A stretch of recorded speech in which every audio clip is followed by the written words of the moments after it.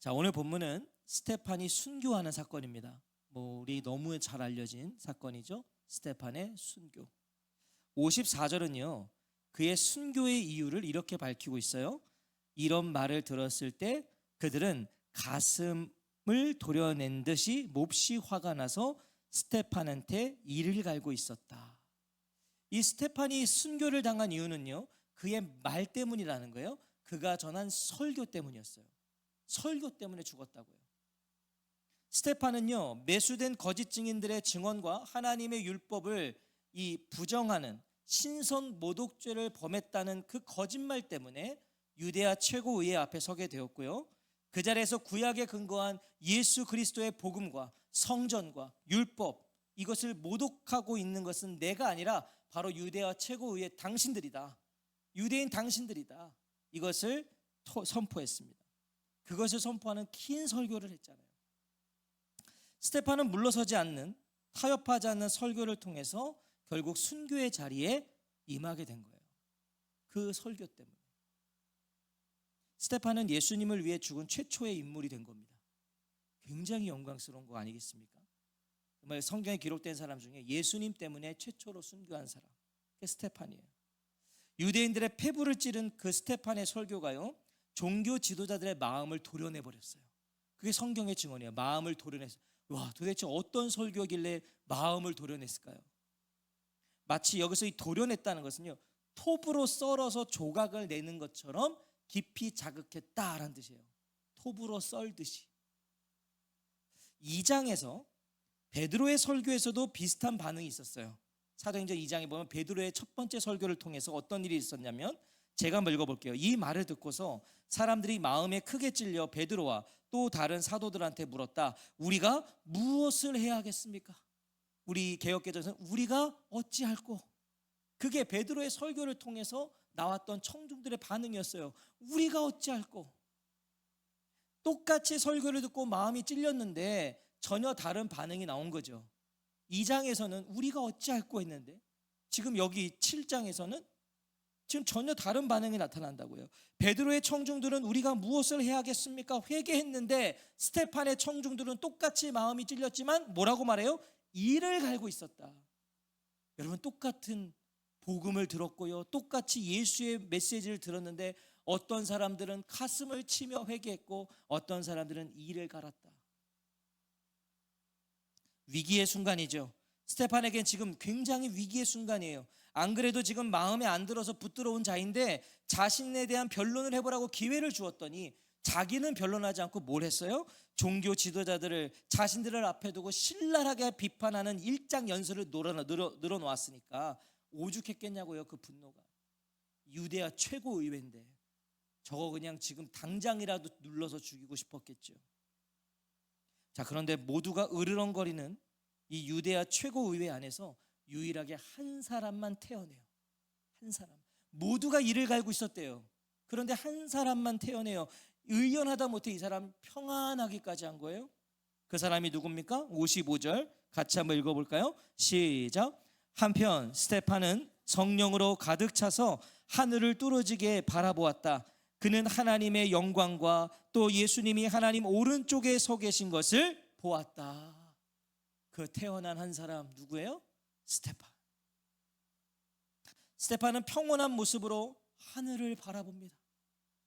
전부 스테판 빼고 모두가 이를 갈고 있어요. 그런데 스테판은 하늘을 바라봅니다. 그럴 수 있었던 이유를 성경은 정확히 증언합니다. 그는 어떻게 이렇게 평온한 모습으로 하늘을 바라볼 수 있었을까?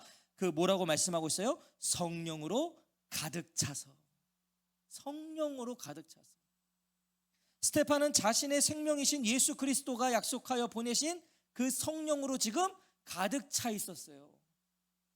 하나님으로 충만했기 때문에 그는 이런 위기의 상황 속에서 위협의 대상이 아니라 하늘을 우러러 주목한 거예요.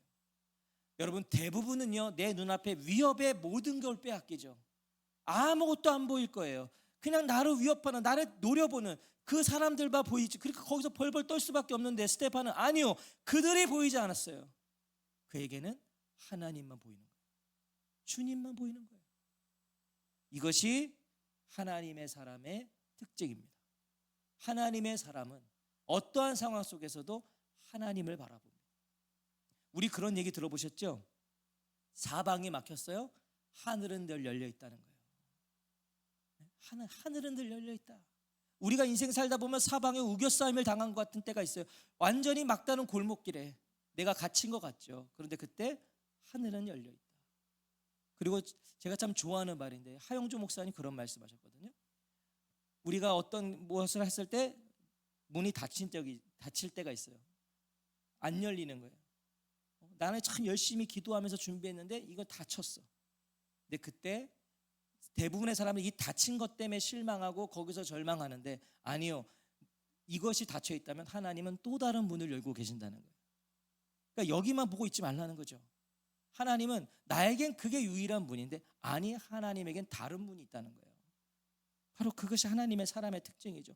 하나님의 사람은, 성령 충만한 사람은 위기 속에서 하늘을 바라보는 사람이요, 사방이 막힌 것 같은 그때에도 하늘을 우러러보는 사람입니다. 그가 누구라고요? 하나님의 사람이다. 성령 충만한 사람이다. 오늘 저와 성도님들은 어떤 사람이신가요? 평소에도 하늘을 우러러 주목하며 살고 계시냐고 묻는 게 아니에요.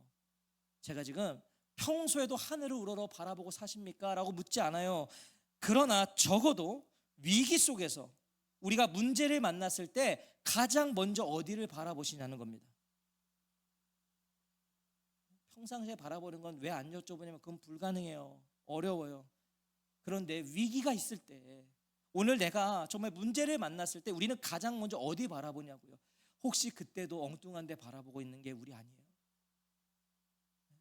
당장 나를 도와줄 수 있는 그 누군가를 바라보고 있는 게 우리 아니에요? 아니요. 가장 먼저 하나님을 바라봐야죠. 우리는 가장 먼저 하늘을 바라봐야 돼요. 왜요? 오늘 다시 54절을 보세요. 스테판이 성령으로 가득 차서 하늘을 뚫어지게 바라보았다. 그는 하나님의 영광과 또 예수님이 하나님 오른쪽에 서 계신 것을 보았다.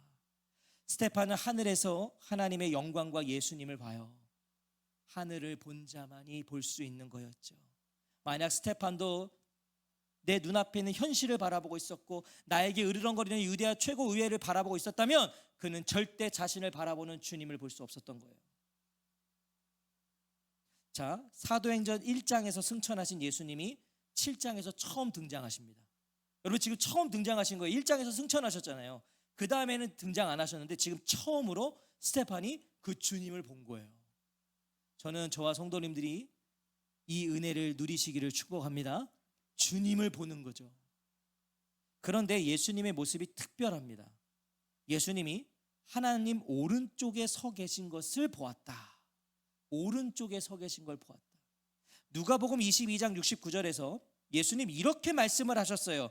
그러나 이제부터 인자가 전능하신 하나님의 오른쪽에 앉아 있을 것이요. 이미 예수님은 그걸 말씀하셨다고요. 나는 하나님 우편에 앉아 있을 거다. 그리고 스테판은 예수님이 하나님 우편에 서 계신 걸 봐요. 자, 이거 되게 중요합니다. 오직 이곳에서만 그렇게 증언돼요. 주님이 하나님 오른편에 어떻게 계신다고요? 서 계셨다. 누가복음에서 예수님 분명히 나 하나님 우편에 앉아 있을 것이다 그랬어요. 그리고 대부분의 표현은 다 예수님이 앉아 계신다고 그러는데 오늘 여기에서만 유일하게 서 계셨다.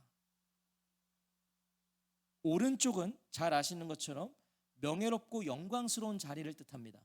오른쪽. 예수님이 영광으로 충만하신 하나님과 그 영광을 동일하게 누리고 계신다는 의미겠죠. 지금 오른쪽에 계시는 건 그 영광을 동일하게 누리고 계세요. 하나님을 모독했다는 죄로 죽임당하신 예수님이 하나님의 아들로 하나님 오른쪽에서 다스리고 계심을 우리에게 보여주고 있어요. 그래서 죽으셨거든요. 신성모독이다. 그런데 아니요, 하나님 우편에 계세요. 그런데 하나님 오른쪽에 앉아 계신 예수님이 스테판과 얼굴을 마주치실 때는 어떻게 했다고요? 서 계셨다.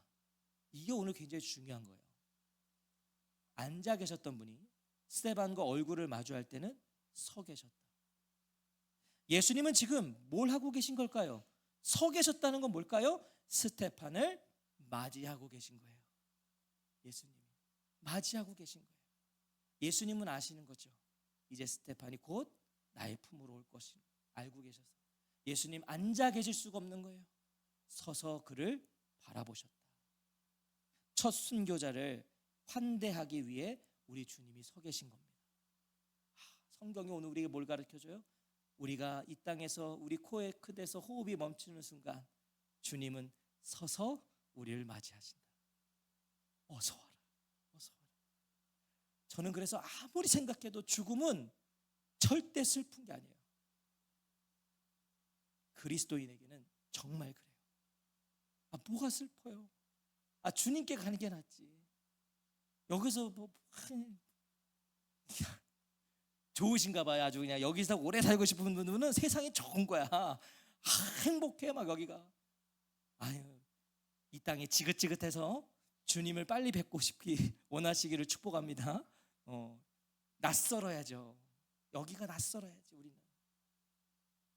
예수님은 스테판에게 행위로 말씀하고 계신 거예요. 지금 행위로, 몸으로 말 한마디 안 하셨어요. 스테판과 얼굴을 마주하셨는데 말 한마디 안 하셨는데 일어서 계심으로써 뭘 말씀하고 계신 거예요? 너는 홀로 죽어가는 것이 아니다. 스테판아, 내가 지금 너와 함께하고 있다. 내가 너를 기다리고 있다. 이걸 일어서 계심으로 말씀하고 계신 거죠. 스테판은 땅에서 담대하게 예수님의 증인이 되었고, 예수님은 하늘에서 스테판의 뭐가 되신다고 지금 변호자가 되어주고 계신 거예요. 스테판에게. 스테판아, 너의 인생 정답이었어. 이걸 주님이 대변해주고 계신 거죠.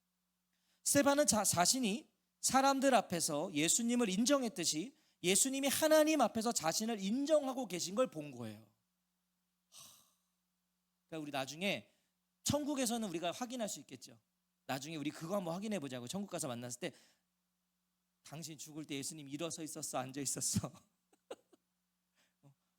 나는 근데 앉아 계셨어. 하나님이 인정하고 계셨다. 인정하셨다. 성도에게 이보다 큰 영예가 있을까요?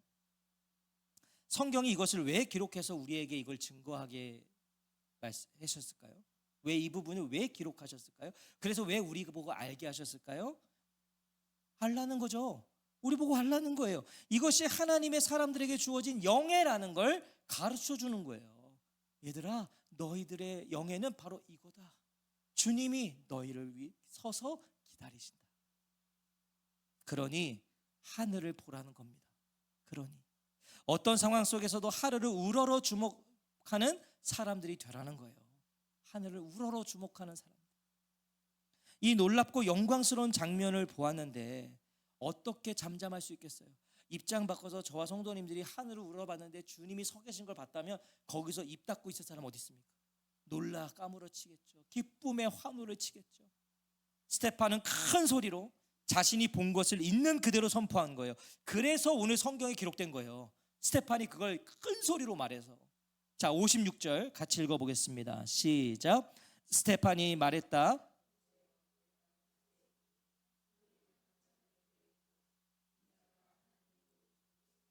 계시는군요. 아멘. 스테판은 자신이 활짝 열린 하늘을 보았다고 먼저 말해줘요.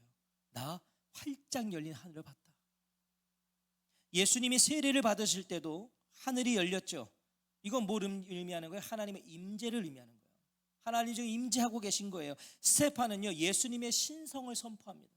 지금 예수님의 신성, 하늘이 열렸다. 이 하늘이 열렸다는 얘기 들으니까 제가 그 영상을 하나 봤는데 미국의 어떤 소년이에요. 어린 소년이 이제 막 죽음의 문턱에 있는 거죠. 숨도 제대로 못 쉬어. 꼴딱꼴딱 우리가 흔히 말하는. 근데 얘가 저도 그 영상 보고 막 소름이 돋던데. 얘가 갑자기 숨도 제대로 못 쉬는 애가 계속 봐요. 예수님이 와 계신다. 얘가 죽음의 문턱에서 예수님이 자기 여기 지금 와 계신다. 계속 얘가 예수님이 여기 와 계세요. 저는 막 그런 거 보면 진짜 하여튼 자주 말씀드리지만 우리가 하여튼 죽을 때 보자고요. 어떻게 죽나? 우리가 저도 목사인데 막 나중에 막 죽는데 막 이러고 있으면은 가짜인 거예요. 우리 다 예수님 봐야지. 스테판은 예수님의 신성을 선포했어요. 그런데 그게 결국 화근이 돼요. 그러니까 이 스데반이 지금 이 56절만 말 안 했어도 어쩌면 살 수도 있었어요. 근데 보세요. 이게 화근이 되는데 57절 58절 같이 한번 읽어볼까요? 시작. 그러자 그들은 큰 소리를 지르고 자기들의 귀를 틀어막았다. 그러고는 한 마음으로 스데반한테 거세게 달려들었다. 또 도시 바깥으로 내몰고는 돌을 던졌다. 증인들은 자기들의 겉옷을 벗어 사울이라고 불리는 젊은이의 발 옆에 두었다. 스데반의 말을 들은 유대인들이요, 미친 사람처럼 날뛰기 시작하는 거예요. 저것이 지금 예수님을 자꾸 말하고 있고 예수님의 신성을 말하고 있으니, 아니 하나님 우편에 서 계신다고? 자기들은 그가 신성 모독죄라고 죽였거든요. 미치는 거죠. 저게 마지막까지 우리를 아주 미치게 만드는구나. 자신들이 죽인 나사렛 예수가 하나님 우편에 서 있는 존귀한 하나님의 아들이라는 그 말 때문에 유대인들은 자제력을 잃게 됩니다. 이성을 잃게 되는 거예요. 소리를 지르며 귀를 막아요. 스데반의 말을 더 이상 듣고 싶지 않다는 거예요. 우린 더 이상 너의 그 말을 듣고 싶지 않다. 아니, 듣지 못하겠다는 거죠. 예수님이 하나님 우편에 서 계시다는 것, 이것 또한 신성모독죄죠. 유대인들의 입장에서 이건 신성모독죄예요. 신성모독죄는 경건한 사람에게도 모독이 된다 여겨졌기 때문에 그들은 귀를 막은 거예요. 그걸 들으면 우리도 똑같아진다. 다 귀를 막은 거죠. 이미 스데반은 이 사실을 지적했어요. 51절에 보면 뭐라고 말씀했냐면요, 목이 뻣뻣하고 마음과 귀에 할례 받지 않은 사람들이요. 자, 이게 지금 여기서 확인된 거죠. 귀를 틀어 막잖아요. 죽일 듯한 표정으로 스데반을 도시 밖으로 내몰아요. 레위기에 보면 신성모독죄는 진영 밖으로 끌고 나가서 돌로 치라고 돼 있어요. 진영 안에서 죽이면 안 돼요. 왜? 아주 더러운 죄인이니까 진영 밖으로 끌어내서 거기서 돌로 쳐 죽이게 돼 있다고요. 하지만 지금 이 모습은 매우 모순적이에요. 왜냐하면 그들은 이미 율법을 범하고 있거든요. 자기들이 율법을 범하고 있어요. 스데반을 죽일 권한이 없어요. 유대인들에게는 죽일 사형 권한이 없었잖아요. 그런데 율법을 지키겠노라고 스데반을 도시 밖으로 이끌고 가고 있는 게 코미디인 거죠. 이미 율법을 어기고 있는 자들이 또 율법을 지키겠다고 그를 또 끌고 나가서 죽여요. 이게 인간이란 거죠. 이게 자신에게 유리하고 이익이 있다고 판단되어질 때만 율법을 지키는 거죠. 그것으로 자신을 합리화하는 거예요. 정당성을 갖게 되는 거죠. 평소에는 안 지키다가 나를 합리화할 때는 율법을 지켜요. 이게 여러분 낯설지 않으실 거예요. 이런 우리의 모습들이 있죠. 자신들이 스데반을 죽이는 일에 정당성을 갖고 싶으니까 그때는 율법을 따르는 거예요. 죽이는 것 자체가 불법이면서도, 자기들이 죽이는 자체가 불법이면서도 이미 분노로 가득 차서 아무것도 보이지 않는 그들은 신성모독죄를 적용시켜서 스데반을 향해 무자비하게 돌을 던집니다. 정말 무자비하게 던져요. 또 도시 바깥으로 내몰고는 돌을 던졌다. 여기서 던졌다라는 것은요, 그 시간이 상당히 지속되었다라는 뜻입니다. 그러니까 죽을 때까지 던진 거예요. 죽을 때까지. 그런데 이때 지금까지 등장하지 않았던, 그러나 스데반의 순교와 함께 전면에 이제 등장하게 될 한 사람이 있어요. 스데반의 죽음과 함께 이제 딱 등장하는 사람, 바로 사울이죠. 증인들은 자기들의 겉옷을 벗어 사울이라고 불리는 젊은이의 발 옆에 두었다. 유대 종교법에는 사람을 죽이는데 증인이 필요했습니다. 반드시 증인이 있어야 돼요. 증인들이 먼저 돌로 치는 거예요. 증인들이. 그 증인들이 지금 옷을 벗어서 사울 옆에 맡겨뒀어요. 사울 옆에. 옷을 벗었다는 건 열심히 돌을 던지겠다는 의지였고요. 또 하나는요, 돌에 맞는 사람의 피로 내 옷이 더럽혀지는 걸 방지하기 위함이었어요. 그 피가 나에게 묻으면 나도 더러워지니까 옷을 벗는 거예요. 그런데 이 옷을 사울이라는 청년 발 옆에 둡니다. 그가 스데반을 죽이는 자들의 옷을 보관하는 일을 맡을 만큼의 위치였다는 거죠. 높은 사람이었다는 거예요. 옷을 맡길 정도였다. 그리고 이 스데반의 죽음에 깊이 연루되어 있었다는 걸 우리에게 말해주는 겁니다. 사울이 연루되어 있었어요. 사울은 히브리 이름이고요, 헬라어로는 바울이에요. 그러니까 사울에는 두 이름이 원래부터 있는 거예요. 사울, 바울. 그러니까 뭐 사울인데 예수를 만나고 바울이 됐다, 이거는 잘못된 해석이에요. 원래 두 이름이 있었다고요. 스데반의 순교가요, 위대한 선교사 바울에게 많은 영향을 주었음이 암시되고 있는 거예요. 이 스데반의 이 죽음이요, 스데반의 순교가 결코 헛되지 않았다는 걸 우리에게 말해주는 겁니다. 그 자리에 사울이 있었다. 이걸 성경이 기록한 이유는 그 스데반의 죽음이 헛되지 않았다. 왜요? 스데반의 순교를 통해서 바울이 영향을 받잖아요. 허나 인간적으로 보면 스데반의 죽음은 정말 허무하죠. 설교 한 편에 순교를 당해요. 이것만큼 허무한 게 있어요. 설교 한 번 했다가 죽어요. 근데 우리나라가, 조선이 그런 선교사들을 통해서 지금의 이 복음화가 됐다는 걸 기억하셔야 돼요. 토마스 선교사. 그 사람은 와서 복음 한마디도 전하지 못했어요. 성경책 품에 안고 배에서 내리자마자 목이 잘려 죽었어요. 목이 잘려 죽는데 품에 있던 성경책이 떨어졌어요. 그 목을 자른 사람이 그 성경책을 들고 가서 집에 도배처럼 그냥 도배를 했는데, 종이가 좋으니까. 근데 나중에 그걸 읽다가 그가 예수의 사람이 된 거 아니에요. 바로 그렇게 스데반도 그 설교 한 번에 죽었어요. 허망하죠. 굳이 그렇게까지 해야 되는가? 그냥 변명 좀 하고 연명하는 것이 옳지 않은가? 아니, 그냥 그 앞에서는 그럼 이제 안 하겠다, 그리고 풀려나서 또 복음 전하는 게 더 좋은 거 아닌가? 이렇게 생각할 수 있어요. 미련하고 낭비적인 죽음이라고 볼 수 있죠. 세상에 볼 땐 이건 낭비예요. 괜히 왜 거기서 맞대응하고 설교를 해서 죽어요. 하지만 스데반의 순교에 영향을 받은 한 사람이 일어나요. 그리고 그가 복음으로 세계를 뒤흔들어 버리는데 그게 바울이잖아요. 누가 감히 스데반의 죽음을 허무하고 미련하고 낭비라고 말할 수 있냔 말이죠. 바울이 섰는데요. 무자비하게 날아오는 돌에 맞으며 스데반은 죽어갑니다. 죽음이 다가온 걸 직감했을까요? 스데반이 부르짖기 시작하는데 59절 읽어보겠습니다. 59절입니다. 시작. 그들이 스데반에게 돌을 던질 때 스데반은 부르짖으며 말했다. 주 예수님, 제 영을 받아 주십시오. 마지막 순간에 제 영을 받아 주십시오. 피투성이가 되어 죽어가는 그 순간 스데반은 예수님을 생각했다는 거예요. 그러니 이 기도를 하겠죠. 예수님을 생각한 거예요. 그리고 예수님께 자신의 영혼을 부탁드려요. 이제 곧 맞이하게 될 자신의 죽음이 예수님의 부르심이자 예수님이 그런 자신과 함께하고 계시다는 걸 고백하고 있는 거예요. 그 믿음으로 할 수 있는 거죠. 십자가에서 올린 예수님의 기도와 똑같아요. 예수님도 이 기도 하셨잖아요. 십자가에서. 그는 정말 그리스도의 제자였던 거죠. 제자는 뭐라 그랬어요? 예수님을 닮아가는 거예요. 예수님이 하신 말을 나도 하고 예수님이 하신 행동을 나도 하는 거예요. 지금 스데반은 보세요. 정확히 그는 예수님의 제자였어요. 똑같은 말을 해요. 예수님을 따르는 자들은요, 다 예수님처럼 죽는 거예요. 그러니까 예수 믿을지 안 믿을지 빨리 잘 결정하셔야 돼요. 예수님 믿으면 똑같이 죽는다니까요. 예수님처럼. 진짜로요. 예수님처럼 죽는 거예요. 스데반은 예수님을 따라서 자신의 영혼을 부탁드려요. 그리고 무릎을 꿇습니다. 지금까지 당당히 서서 날아오는 돌들을 받아냈다는 거 우리에게 가르쳐 주는 거예요.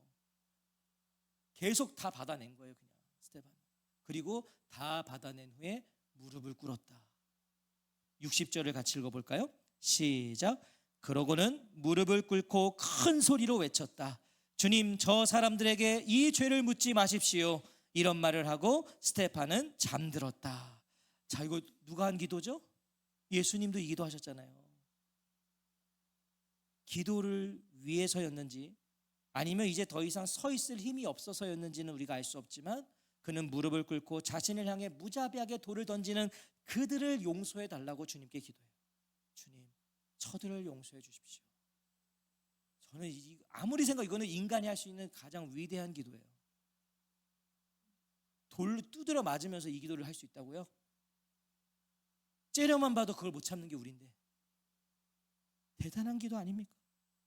마지막까지 스데반은 예수님의 말씀에 순종하는 거예요. 마지막까지. 누가복음 6장 27절과 28절에 보면 예수님 이런 말씀을 하셨어요. 그러나 내 말을 듣고 있는 여러분에게 말합니다. 여러분의 원수들을 사랑하세요. 여러분을 미워하는 사람들에게 잘해주세요. 여러분을 저주하는 사람들에게 복을 빌어주세요. 여러분에게 함부로 대하는 사람들을 위해 기도해 주세요. 스데반은 이 예수님의 말씀에 순종하고 있는 거예요. 또한 스데반은 예수님이 십자가에서 보이신 그 본을 따라요. 누가복음 23장 34절에 예수님이 말씀하셨다. 아버지, 저 사람들을 용서해 주십시오. 저들은 자기들이 무슨 일을 하고 있는지 알지 못하니 말입니다. 이 기도를 그대로 한단 말이에요. 스데반이 이와 같은 기도를 한 후에, 기도는 후에 응답이 돼요. 이 기도는 후에 응답이 되는데 그 응답이 바울이라고요. 그렇죠? 그 자리에 바울이 있었잖아요. 하나님, 저들을 용서해 주십시오. 그 응답이 바울이란 말이에요. 스데반이 죽어가며 드린 이 기도를 곁에서 사울이라는 청년이 들었거든요. 자, 스데반은 이렇게 죽습니다. 그는 이렇게 죽어요. 자신이 전한 그리스도의 증언에 죽음으로 증인이 된 거예요. 아, 여러분, 이게 증인이에요. 자신이 전한 그리스도의 증언에 죽음으로 증인이 된 거예요. 그러니까 여러분, 우리가 예수를 믿는다는 건 이거 어떻게 증명해질 거예요? 이거는 우리의 마지막 죽음으로 증명할 수 있을 거예요. 내가 마지막까지 누구를 믿고 누구를 의지하며 그 죽음의 순간까지 누구를 붙들고 있는가로 우리는 증인이 될 거라고요. 지금 제가 지금 여기서 아무리 잘났다 떠들어도 마지막 죽음의 순간에 제가 그 삶을 보이지 않았다면 그건 가짜인 거예요. 죽음으로 증인이 된다고요. 스데반은 복음의 가치와 복음의 무게를 가르쳐 주고 있는 거예요. 지금 죽음을 통해서 복음이 그에게는 이 정도였고 복음의 무게는 그에게 이 정도였다는 거죠. 스데반에게 복음은 살아야 할 이유와 동시에 죽을 수 있는 이유였다. 죽을 수 있는 이유였다. 오늘 저와 성도님들의 살아야 할 가치와 죽을 수 있는 가치는 무엇이신가요? 오늘 내가 살아야 될 가치는 뭐예요? 내가 죽을 수 있는 가치는 무엇이세요? 이론을 엿주는 게 아니에요. 머리로 우리 전부 다 이론적으로는 빠삭하죠. 아, 예수님이죠. 너무 쉽게 말할 수 있죠. 우리는 예수님이죠. 내가 살아야 될 이유 예수님이고요. 내가 죽어야 될 이유 예수님이에요. 우리 너무 쉽게 말할 수 있어요. 오늘 정말 저와 성도님들에게 복음은, 우리 주님은 어떤 가치이신가요? 정말 어떤 가치냐고요. 스데반이요, 사도가 아니었다는 걸 기억하세요. 스데반 사도 아니에요. 오늘로 말하면 목사도 아니라고요. 지금 스데반은 그는 초대교회 성도 가운데 그냥 한 사람이에요. 우리가 흔히 스데반 집사라고 그러는데 아니요, 그가 집사였는지도 잘 모르겠어요. 하여튼 그는 일꾼이었어요. 그냥 초대교회 성도 중에 한 사람. 사도라는 직분이 그를 그렇게 만든 게 아니라고요. 그가 목사여서 그렇게 산 게 아니라 예수 그리스도의 생명이 그를 순교의 자리에 담대히 서게 한 것이다. 직분이 있어서 그렇게 한 게 아니었다니까. 이런 말을 하고 스데반은 잠들었다. 이런 말을 하고 그는 잠들었다. 스데반의 신앙을 증언해 주는 말씀이라고 저는 생각해요. 이 말씀이. 그는 죽은 게 아니에요. 뭐래요? 잠들었어요. 무엇이 암시되는 거죠? 부활이 암시되는 거예요. 잠들었다. 스데반은 비록 만신창이가 되어서 육체의 죽음을 맞이했지만 그의 육체는 되게 정말 끔찍한 죽음이었을 거예요.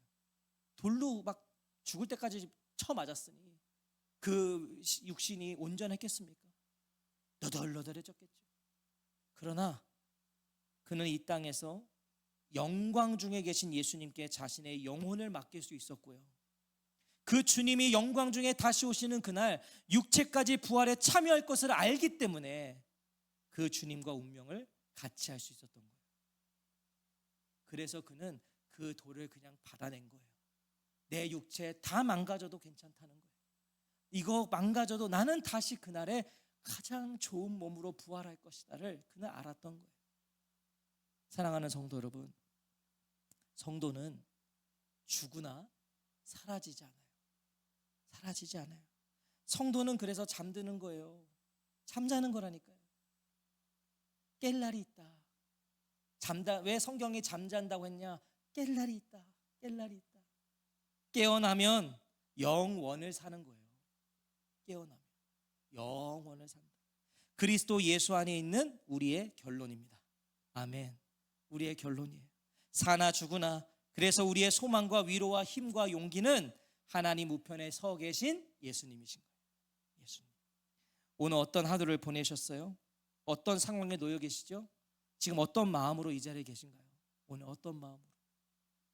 우리의 문제와 상황과 질병과 고난이 우리를 향해 열려있는 하늘을 닫을 수 없습니다. 닫을 수가 없어요. 사망아 내게로 오라. 하늘이 닫혀지지가 않으니까. 하늘을 뚫어지게 바라보십시오. 뚫어지게 바라보세요. 하늘 좀 바라보며 사세요. 힘들 때는 한숨 한번 팍 쉬고 하늘을 좀 보세요. 너무 힘들 때는 눈물 한번 흘리고 하늘을 바라보시라고. 그리고 우리의 분명한 결론을 주목하세요. 우리의 분명한 결론. 이런 말을 하고 스테판은 잠들었다. 오늘 내가 하는 말, 내가 하는 고백에 우리의 운명과 우리의 영혼과 우리의 영원이 달려 있습니다. 네? 자 보세요. 이런 말을 하고 스테판이 잠들었다고 하잖아요. 그럼 오늘 내가 하는 말, 내가 하는 고백에 우리의 운명과 우리의 영혼과 우리의 영원이 달려 있다는 거예요. 무엇을 말하고 무엇을 고백하며 살아가시겠습니까? 뭘 말하실 거예요? 뭘 고백하며 사시겠어요? 거기에 내 운명이 달려 있다는데요. 거기에 내 영원이 달려 있다는데요. 뭘 말하시겠어요? 뭘 고백하시겠어요? 부활의 아침에 잠에서 깨는 우리가 되기를 주의 이름으로 축원합니다.